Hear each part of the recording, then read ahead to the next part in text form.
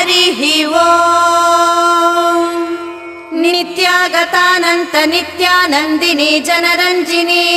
नित्यप्रकाशिनी चैव स्वप्रकाशस्वरूपिणी महालक्ष्मीर्महाकाली महाकन्या सरस्वती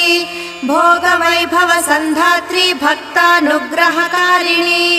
ईशावास्या महामाया महादेवी महेश्वरी हृल्लेखा परमाशक्तिर्मातृका बीजरूपिणी नित्यानन्दा नित्यबोधा नादिनी जनमोदिनी सत्यप्रत्ययनी चैव स्वप्रकाशात्मरूपिणी